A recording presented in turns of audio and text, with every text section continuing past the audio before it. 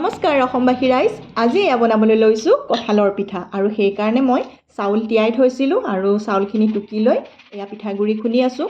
আৰু এতিয়া যিহেতু ফলৰ দিন, এইখিনি সময়ত আম হওক কঁঠাল হওক এইবিলাকৰ জুচ বা কেক পিঠা এনেকুৱাবিলাক খাই খুবেই ভাল লাগে। তাৰপিছতে মই কঁঠালখিনি এয়া গুটিটো এৰুৱাই পেলাই এইখিনি ভালদৰে মিক্সিত পিচি ল'ম আৰু এয়া মিক্সিত পিচি হৈ গ'ল। তাৰপিছতে এইখিনি মই এতিয়া মিলাম পিঠাগুড়িত। আৰু কঁঠালটো আমাৰ খুবেই মিঠা খাবলৈ, ইয়াত বেলেগ মিঠাৰ দৰকাৰেই নাই। গতিকে ইয়াতে এতিয়া মই দিম আৰু চুজি।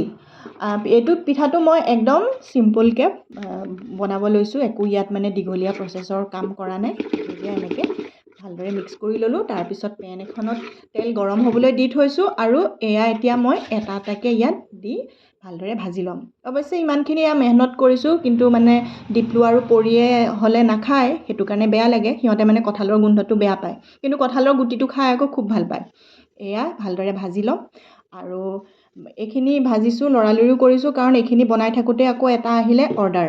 তেওঁলোকক লাগে আকৌ এগ কাৰী আৰু লগতে পোলাও আৰু লগত চালাড তালাড এইখিনিতো আমি দিওঁৱেই, সেইখিনি দিম। তাৰপিছতে সেইখিনি মই লৰালৰিকৈ ৰেডি কৰি লৈছোঁ আৰু ইপিনে বাকীখিনি ঘৰৰ বাকীখিনিক চাহ পিঠা সেইখিনি দিলোঁ। আৰু মই মানে সদায় আৰামছে বহি মেলি খাই ভাল পাওঁ, এই লৰালৰিকৈ খাই খুবেই বেয়া পাওঁ।